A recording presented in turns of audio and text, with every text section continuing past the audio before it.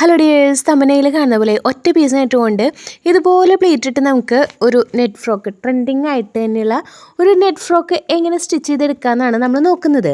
അപ്പോൾ ഇത് plain net അല്ല കേട്ടോ, ഇത് പ്ലെയിൻ നെറ്റ് അല്ല എന്നല്ല, ഇത് ഇപ്പം ഈ പീസ് ഞാൻ പെറുക്കി വെക്കുന്നുണ്ടല്ലോ, അത് കാണുമ്പോൾ നിങ്ങൾ വിചാരിക്കുന്നുണ്ടാവും ഇതെന്താണ് ഇത്രയും ചെറിയ പീസിട്ട് പണിയെടുത്ത് കഷ്ടപ്പെടുന്നേ എന്നുള്ളത്. സത്യം പറഞ്ഞാൽ ഇത് ഡിസൈൻഡ് ആയിട്ടുള്ളൊരു മെറ്റീരിയലാണ്. അപ്പോൾ അതിൻ്റെ അരികു വശം ഉണ്ടല്ലോ, ഒരു ഇച്ചിരി പ്ലെയിനായിട്ട് നമുക്ക് കിട്ടുമല്ലോ, ഒരു 3 ഇഞ്ച് 4 ഇഞ്ചൊക്കെ വിടത്തിൽ നമുക്ക് ഒരു ഇച്ചിരി പ്ലെയിനായിട്ട് കിട്ടുമല്ലോ. ആ ഒരു അരികുവശം മാത്രം കട്ട് ചെയ്തെടുത്തിട്ടാണ് ഞാനിപ്പോൾ ഈ കാണുന്ന രീതിയിൽ ഓരോ വരമ്പ് വെച്ചുകൊണ്ട് പോണത്. അപ്പോൾ അത് കാരണം കൊണ്ടാണ് കുറച്ചും കൂടി ബുദ്ധിമുട്ടായിട്ടൊക്കെ എനിക്ക് തോന്നുന്നുണ്ട്. എന്നാലും എൻ്റെ ഉദ്ദേശത്തിൽ ഇതിങ്ങനെ തന്നെ ഒരു ഡിസൈനായിട്ട് സെറ്റ് ചെയ്തെടുക്കണം. അപ്പോൾ എല്ലാവരും ഇതൊക്കെ ചെയ്യുന്നത് കണ്ടിട്ടുണ്ട്. അത് പ്ലെയിൻ നെറ്റ് വാങ്ങിച്ച് നിറയെ പ്ലേറ്റ്സ് ഇട്ട് കൊടുത്തിട്ടാണ് ഇവരിതൊക്കെ ചെയ്യുന്നത് കണ്ടിരിക്കുന്നത്. അപ്പം ഞാൻ ഓർത്തു എന്തായാലും എൻ്റെ കയ്യിലിരിക്കുന്നത് ഒരു ഡിസൈൻഡ് ആയിട്ടുള്ള നെറ്റാണ്, എങ്കിലും എനിക്ക് ഈ ഒരു ഡിസൈൻ ചെയ്തെടുക്കണം. അപ്പോൾ അതാണ് ഞാൻ ഈ കാണിച്ചു കൂട്ടി എടുക്കുന്നത് കേട്ടോ. അപ്പോൾ ഞാൻ ഫ്രണ്ട് പോർഷൻ ഏകദേശമൊക്കെ സെറ്റാക്കി കൊടുത്തിട്ടുണ്ട്. അപ്പോൾ ബാക്ക് പോർഷൻ നമ്മളിനി നോർമലി സ്റ്റിച്ച് ചെയ്തെടുക്കുകയാണ്. അപ്പോൾ അതിന് ഈ സിബ് വയ്ക്കുന്ന ആ ഒരു മെത്തേഡൊക്കെ ഞാൻ ഇന്നലത്തെ വീഡിയോയിൽ ഡീറ്റെയിൽ ആയിട്ട് തന്നെ കാണിച്ചിട്ടുണ്ട്. അപ്പോൾ അതാണ് ഈ സിബ് വയ്ക്കുന്ന പോർഷൻ ഞാനൊന്ന് ഓടിച്ചിട്ട് പോകുന്നത് കേട്ടോ. അപ്പോൾ ഇത് ഞാൻ പറഞ്ഞിരുന്നു ഇന്നലത്തെ വീഡിയോയിൽ, എന്താണ് തീരെ ചെറിയ കുഞ്ഞുങ്ങൾക്ക് സിബ് കുത്താതെയും മെറ്റീരിയൽ കുത്താതെയും ഒക്കെ ഏറ്റവും ഭംഗിയായിട്ട് സിബ് നല്ല ഭംഗിയായിട്ട് ഉള്ളിലോട്ട് സെറ്റാക്കി എങ്ങനെ നമുക്ക് സ്റ്റിച്ച് ചെയ്ത് എടുക്കാം എന്നുള്ളതാണ് ആ വീഡിയോയിൽ നമ്മൾ പറഞ്ഞിരിക്കുന്നത്. അപ്പോൾ അതിന് വേണ്ടുന്ന സ്റ്റെപ്സൊക്കെയാണ് ചെയ്ത് കാണിക്കുന്നത് കേട്ടോ. ഇന്നലത്തെ വീഡിയോയിൽ നമ്മൾ ഡീറ്റെയിൽ ആയിട്ട് തന്നെ നമ്മൾ ഇതിൻ്റെ ഓരോ പോർഷനും നമ്മൾ സ്റ്റിച്ച് ചെയ്യുന്നത് പറഞ്ഞു തന്നിട്ടാണ് സ്റ്റിച്ച് ചെയ്തെടുത്തിരിക്കുന്നത്. അപ്പോൾ ഇവിടെ ഉള്ളിലേക്കാണ് നമ്മൾ ആ ഒരു പീസ് വെച്ച് സ്റ്റിച്ച് ചെയ്തെടുത്തിരിക്കുന്നത്. അതിൻ്റെ കൂടെ തന്നെ നെക്കിൻ്റെ പോർഷനും സ്റ്റിച്ചിങ് കഴിഞ്ഞിട്ടുണ്ട്. ഇനി അതൊന്നും മറച്ചിട്ടെടുത്ത് നമ്മളൊന്ന് അയൺ ചെയ്തെടുത്തതിന് ശേഷം സിബ് വെച്ച് കൊടുക്കുകയാണ്. അപ്പോൾ ആ സിബ് വെച്ച് കൊടുക്കുന്നതും എങ്ങനെയാണ്, ഫസ്റ്റ് സ്റ്റെപ്പ് എന്താണ് നമ്മൾ ചെയ്യുന്നത്, സെക്കൻഡ് സ്റ്റെപ്പ് എന്താണ് ചെയ്യുന്നത്, അത് കഴിഞ്ഞിട്ട് നമുക്ക് എങ്ങനെ സ്റ്റിച്ച് ചെയ്തെടുത്തിട്ടുണ്ടെങ്കിൽ നമുക്ക് ഫിനിഷിങ് ചെയ്യാം എന്നുള്ളതൊക്കെ നമ്മളിതിൽ ഡീറ്റെയിൽ ആയിട്ട് പറഞ്ഞു കൊടുത്തിട്ടുണ്ട്.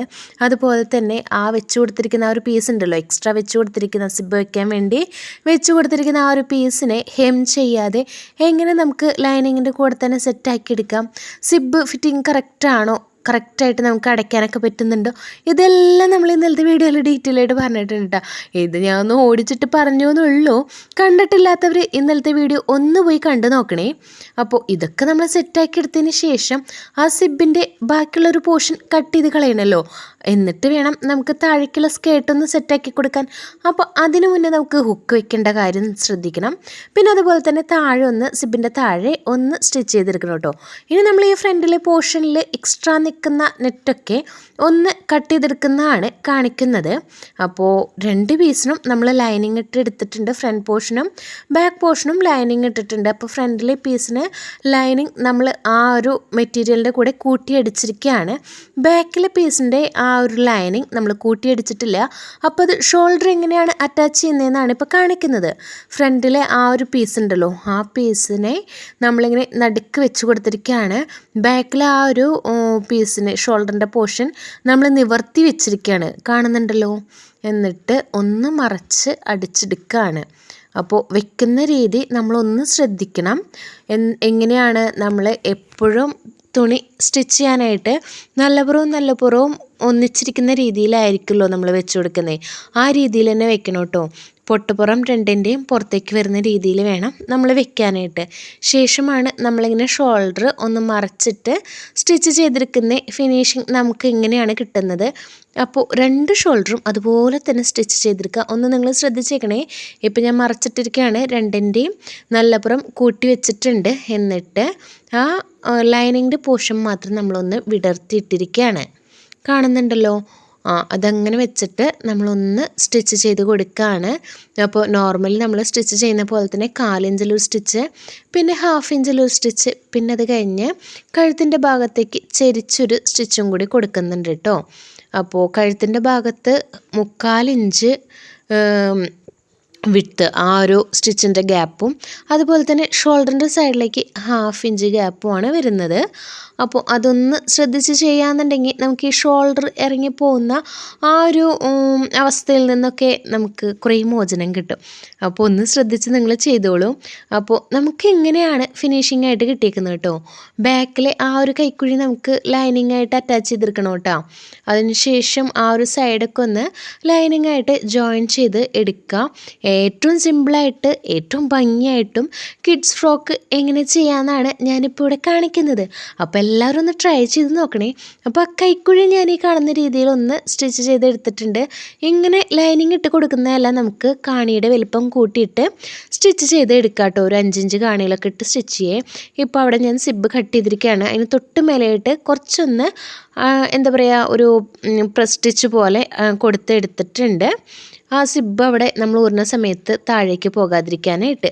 ഓക്കെ, അപ്പോൾ അത്രയും പണി കഴിഞ്ഞിട്ടുണ്ട്. ഇനി നമ്മൾ സ്കേർട്ടിൻ്റെ പോർഷൻ ഒന്ന് അറ്റാച്ച് ചെയ്തെടുക്കണം. പിന്നെ അതുപോലെ തന്നെ സ്ലീവും വെച്ച് കൊടുക്കണം. സ്ലീവ് ഞാൻ ഈ കാണുന്ന രീതിയിൽ ഡബിൾ സ്ലീവായിട്ടാണ് കട്ട് ചെയ്തെടുത്തിരിക്കുന്നത്.